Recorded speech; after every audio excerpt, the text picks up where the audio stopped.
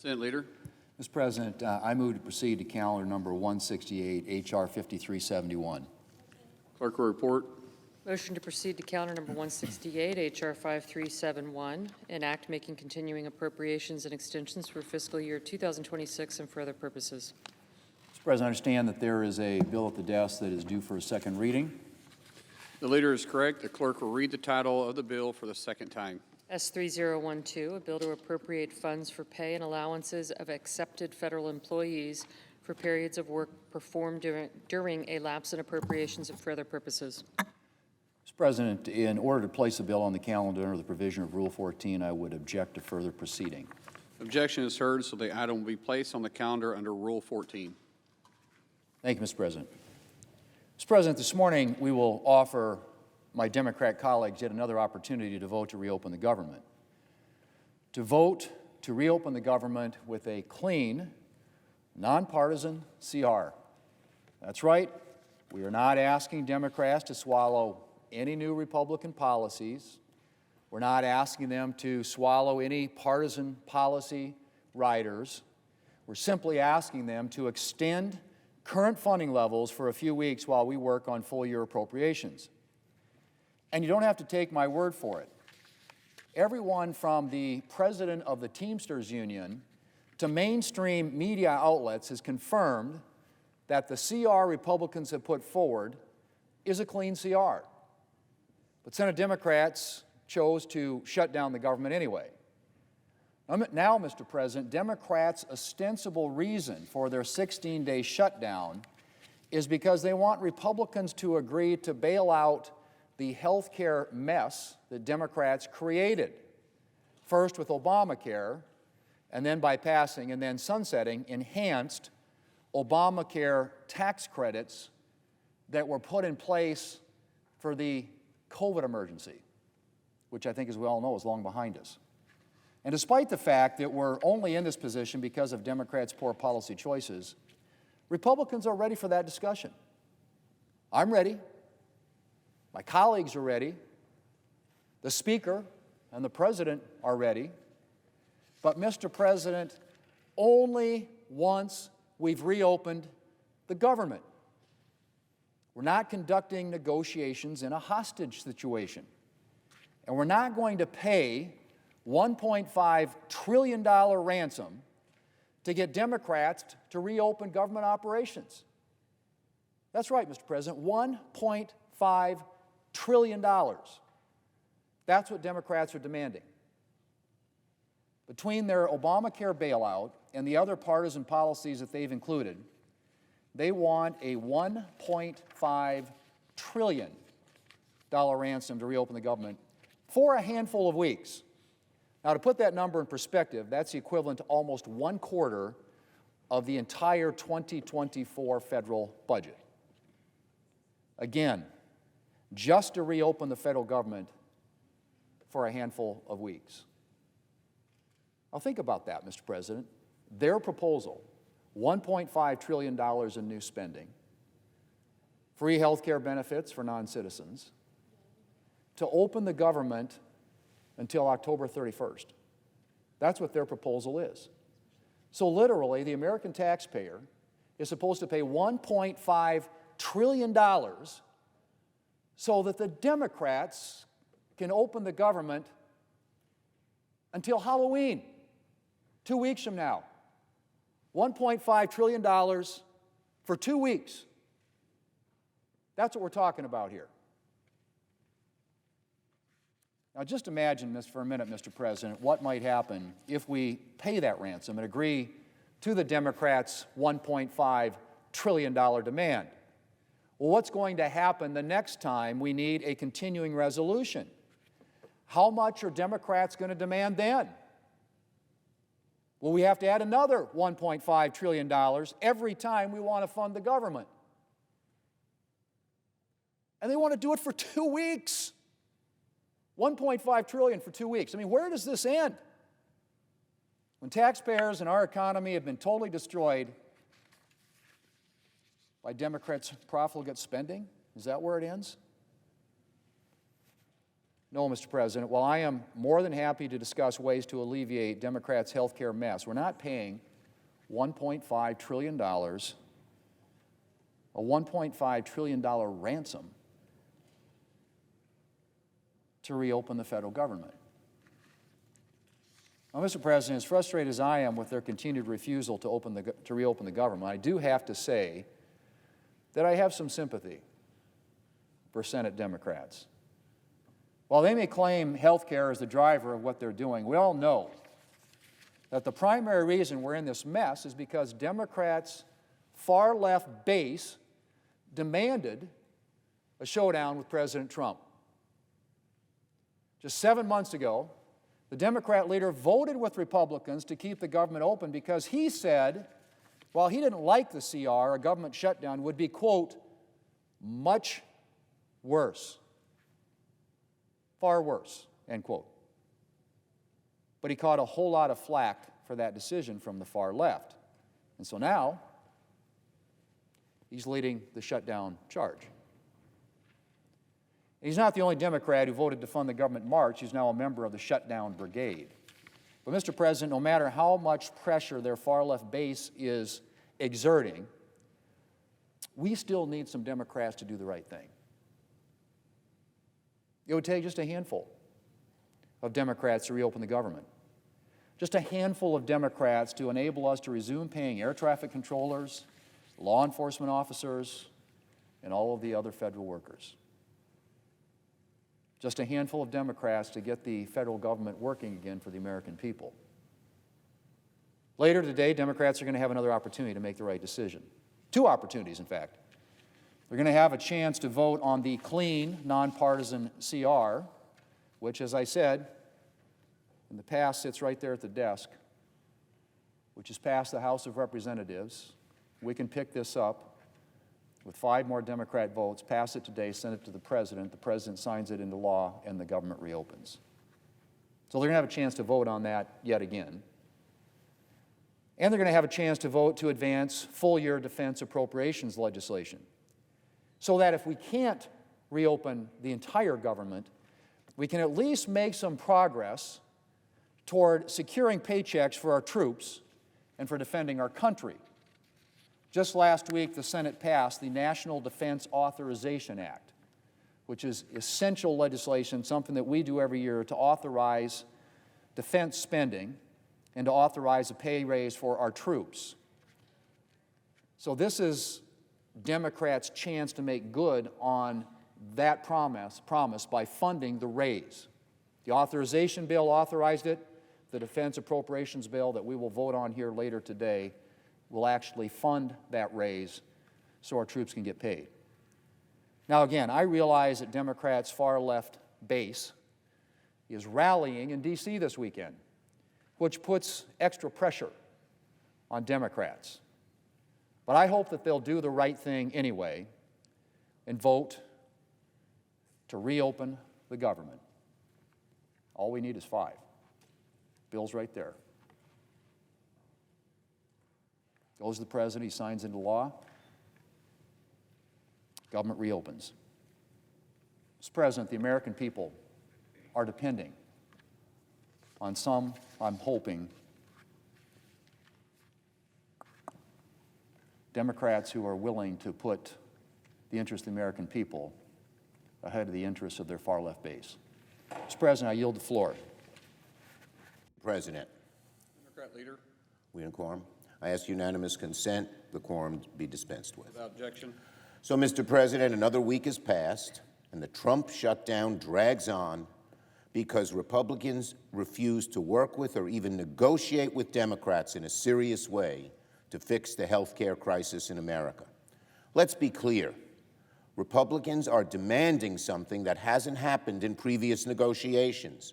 They're saying our way or the highway. No negotiation, no Democratic input. This is a highly partisan bill. And they want us to pass this partisan CR that has 0 bipartisan inputs, 0 conversation, and frankly, 0 relief for so many Americans who are afflicted by the health care crisis, which grows deeper and deeper that crisis each day. For the last month, the Republican leader's favorite number has been 13. He keeps citing 13 CRs that we passed when I was majority leader. Of course we did. What he fails to mention, I'm not sure he forgets or he's deliberately trying to ignore it, is that those 13 CRs were the product of bipartisan negotiation, of serious conversation. We had to make changes in those bills when our Republican colleagues suggested it. They were in the minority, but they had a right to be heard, a right that has been completely shut out for Democrats under this new Republican majority. It's a new way of doing things, and it's led to the Trump shutdown, aided and abetted by Senate Republicans. Leader Thune talks about hostages. Yeah, the truth is the hostages are the American people that the Republican majority and Trump are holding hostage because they won't help them with health care. Americans are demanding we do something. We address this health care crisis. In terms of extending the ACA tax credits, 90% of Americans want them extended. 58% of Trump voters want them extended. And that's who's being held hostage by the Republican majority. Those are the unfortunate hostages, the American people, and the crisis they face with health care. The ACA crisis is looming over everyone's head, and yet Republicans seem ready to let people's premiums spike by tens of thousands. That's who the hostages are, the American people who need health care relief, who are demanding health care relief. And I'll remind my Republican colleagues, open enrollment is in 2 weeks. It means in 2 weeks, tens of millions of Americans are going to have to make life-changing decisions. Imagine getting a notice that your insurance is going to go up $15,000 each year, as so many of my constituents and people across America are getting, and having to make the awful, awful decision whether to have health care or not, and then think, what if my kid gets sick and I won't have health care? But what do? I can't afford $5,000 or $10,000 more a year. That's the position Republicans are putting the American people in. That's the position Donald Trump is putting the American people in. And I don't know if Republicans don't comprehend it. I think they do. Even when we went to the Oval Office, it seemed when Leader Jeffries and I told President Trump about it, he was just beginning to understand the depth of the crisis. But they either don't understand it or they're brutally callous. So interested in tax cuts for the very wealthy that they're willing to just savage health care for the American people. And then a few Republicans, if they want to act on health care at all, many of them don't want to do anything, particularly in the House, where they seem to hold Speaker Johnson in a frightened situation. He's so afraid to do anything about health care because his right wing will attack him.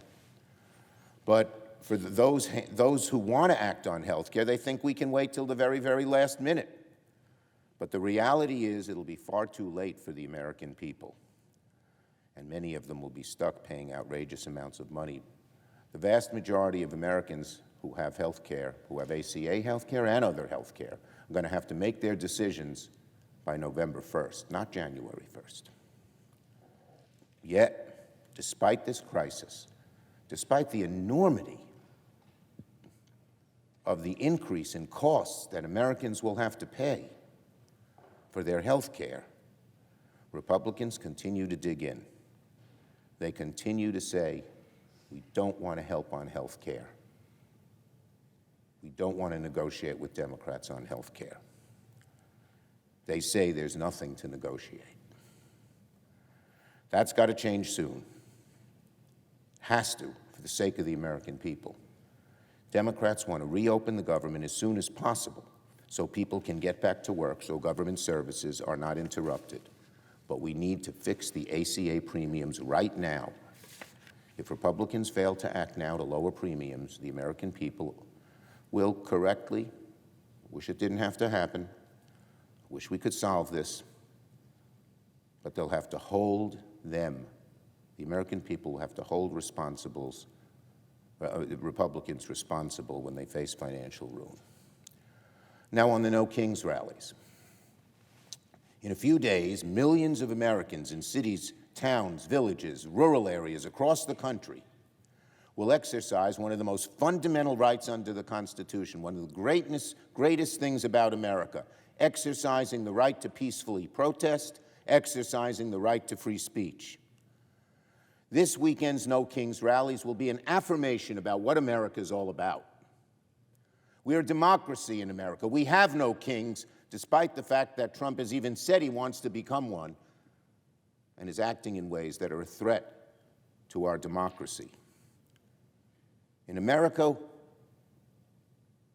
we do not have dictators, and we cannot allow presidents to transform the presidency into some form of dictatorship. And now more than ever, for that reason, it is vital Americans from one end of the country to the other stand up for our basic freedoms, because Donald Trump is eroding our democracy day by day by day.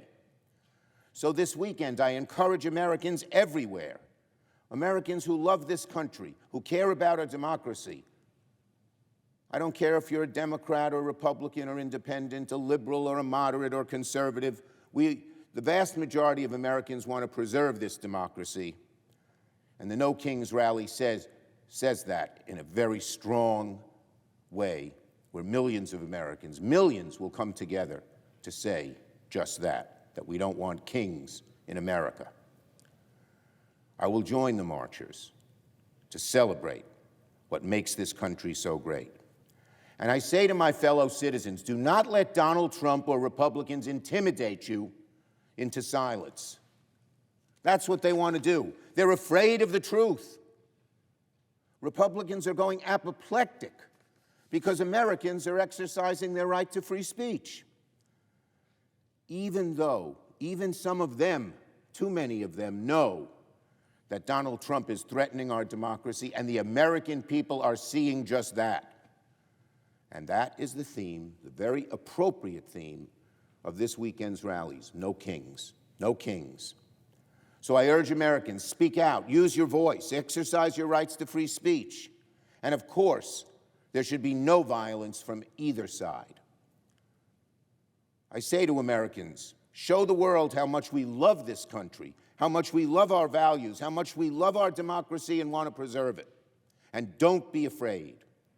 Trump and the Republicans want you to be afraid. They don't like free speech when it's free speech they don't want to hear. But we're not going to let them intimidate us. For weeks, Republicans have tried to vilify these rallies. They call them the most ridiculous of terms, hate America rallies. These are love America rallies. They call them terrorist rallies. That's just despicable. They're trying to scare people away from their basic right to free speech, but we will not be intimidated. These are not hate rallies, as some of the right-wingers try to say. These are Save America rallies, Love America rallies, Care About America rallies. Not only is this a right to protest, which we all treasure or have treasured until recently, with this new administration seeming to not want rights to protest or even free speech when they don't agree with it. This is the right thing to do, a necessity, when Donald Trump weaponizes the Justice Department to become his attack dog and go after his political enemies, when he attacks the courts, when he intimidates the free press and tries to tell networks they're going to lose their licenses if they say things he doesn't agree with. When people are arrested and put in jail, American citizens, with no real cause and not even identification of who is making the arrest. I am so proud of Americans who will stand up peacefully. There's nothing more American than exercising the right to free speech, especially the right to dissent, especially when our democracy is at risk because of what Trump and his Republican cronies are trying to do. Remember the last No Kings rally. We saw millions of people, all backgrounds, all corners of the country, gathering peacefully. We saw American flags as far as the eye can see, and that's natural. The American flag stands for free speech. The American flag stands for the right for peacefully protest, even if Trump and his cronies don't even understand that or don't want to understand that. At these rallies, we saw people who love this country. We saw people who want to stand up for American values. We saw people who want to preserve our precious democracy. And that, sadly, is what many Republicans want to silence. We will not be silenced. Donald Trump and many Republicans in Congress are using intimidation, lies, bully tactics to prevent people from standing up, speaking out, exercising our precious constitutional rights. But I say again to every American out there who wants to participate in these weekend rallies, do not let Donald Trump or Republicans intimidate you into silence. That is what they want. That is how dictators evolve, when good people of all different beliefs and backgrounds stay silent. No King's Day says we will not stay silent.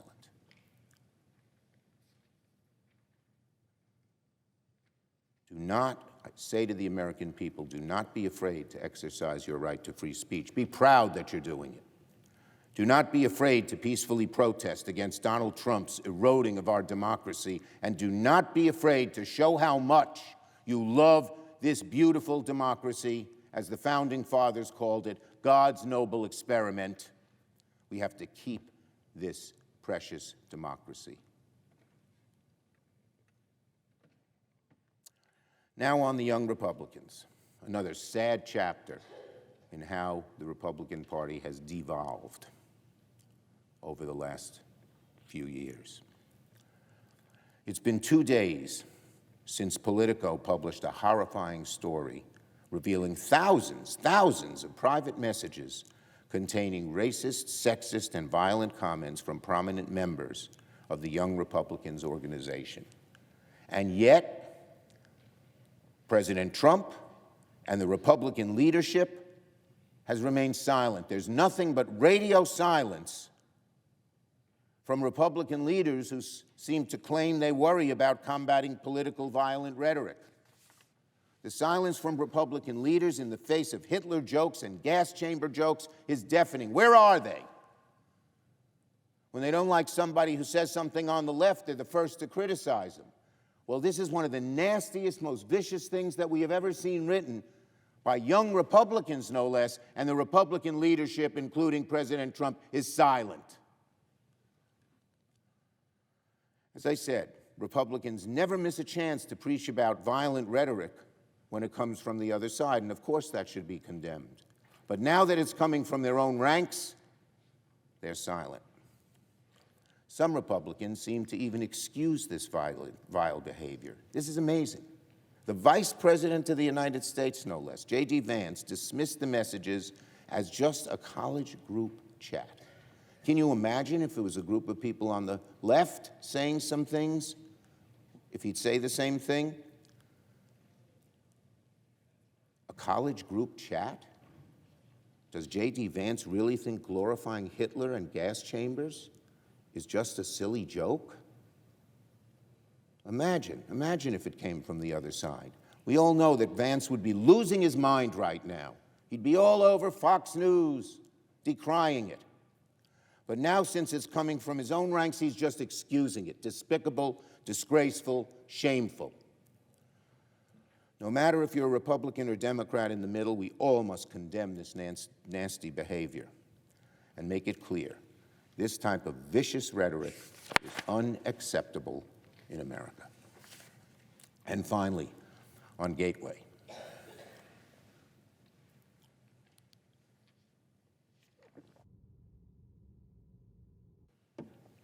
on Gateway.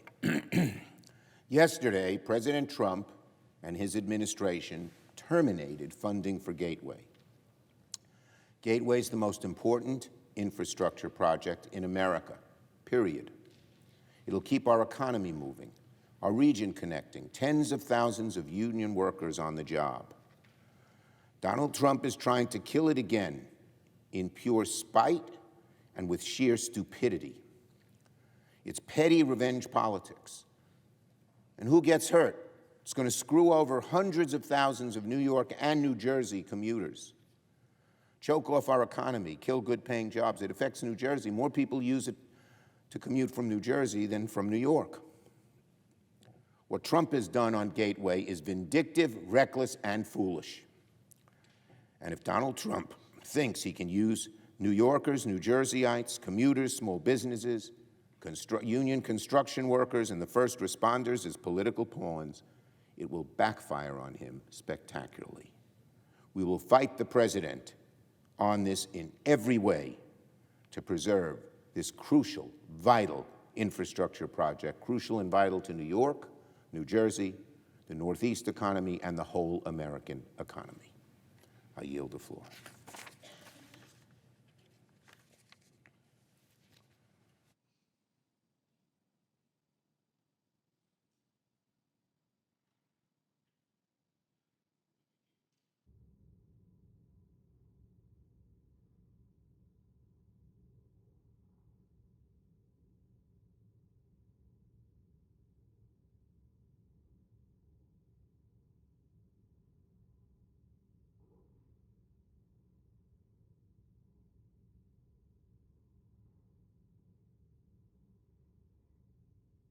Today marks day 16 of the government shutdown. Senate members just voting against a GOP funding bill that would reopen the government. This is the 10th time it failed. So we should say senators just voted and that vote failed. Here's a live shot of the Senate floor. Republicans needed to convince 5 Senate Democrats to cross the aisle, but Democrats say they want an extension on health care tax credits before they can vote yes. This as the Trump administration is looking for ways to pay service members, the FBI, and ICE agents who are patrolling city streets. Other federal workers, they are stuck in limbo. Meanwhile, a federal judge in San Francisco temporarily blocked the Trump administration from carrying out 80 more firings that started just last week. Federal agencies began issuing layoff notices aimed at reducing the size of the government. The judge said the move appears to be politically motivated and likely illegal. So let's go to Capitol Hill now and CBS News congressional correspondent Caitlin Huey-Burns. Caitlin, thank you for joining us today. I know you spoke with a CDC scientist who was fired at the start of the shutdown. What did she have to say to you? That's right. She was actually fired over the weekend pretty abruptly. She was one of among 600 people let go from the CDC because of these moves from the administration. And Mugo, it was very interesting. First of all, she talked to us but didn't want to reveal her identity because she's afraid of reprisal and recrimination. And she actually wants her job back. She wants to work again for the CDC. She's been a scientist for them for the past decade, studying chronic diseases like heart disease and diabetes. And she said there is a real concern about what this all means for public health. Take a listen to what she told us. They went in and fired entire programs, even statutorily mandated by law programs. They cut entirely. It's going to mean more deaths, more preventable deaths. People will absolutely die from the impact of this administration. And remember, Mugo, there is a measles outbreak right now in South Carolina. The scientists said that, this could impact the response efforts there. But notably, this lawsuit now and this judge's ruling, and we're waiting to see exactly what the details are kind of putting all of this in flux. And just yesterday, Trump's budget director, Russ Vought, said that they're planning to lay off 10,000 people through this shutdown. Wow. Senate Majority Leader John Thune, he says he's going to attempt to advance a year-long appropriations bill to fund the Pentagon today. Any chance that Democrats will side with Republicans on this one? Yeah, Mugo, this is going to put them in a little bit of a bind, put Democrats in a little bit of a bind here on the politics. Just to take a step back to remind people how this usually works, the reason that we're in this shutdown is because the Congress hasn't passed traditional appropriations bills. They usually pass about a dozen of them. They haven't passed any of them, so they had to come up with a short-term measure, a stopgap measure to fill the blanks, fill the gap. They haven't been able, as we've seen 10 times now, haven't been able to agree on passing that. So now Senator Thune is saying, okay, well, let's take each appropriations bill perhaps individually. The defense one is ready to go. This is funding for the Pentagon. This is traditionally, Mugo, a very bipartisan piece of legislation. Lawmakers have been working on this for a long time. And so by putting it on the floor today, just to get onto the bill, and there'll be debate about it and vote on it later, but just to get onto the bill is a way to say, let's move forward with some of these appropriations while we're in a standstill. And it does put the squeeze on Democrats, many of whom are generally supportive of these Pentagon funds, but do they vote to move forward with it? Does that, weaken their position?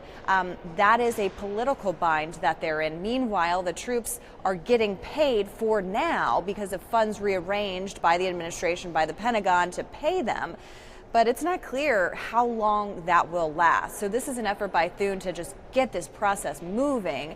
And we'll see whether it does appeal to some Democrats to peel away and support something they generally do support. Just in this political time, it's a difficult vote for them. Yeah, difficult position to be in for sure. We'll see. We'll see what they do. Caitlin Huey-Burns, thank you.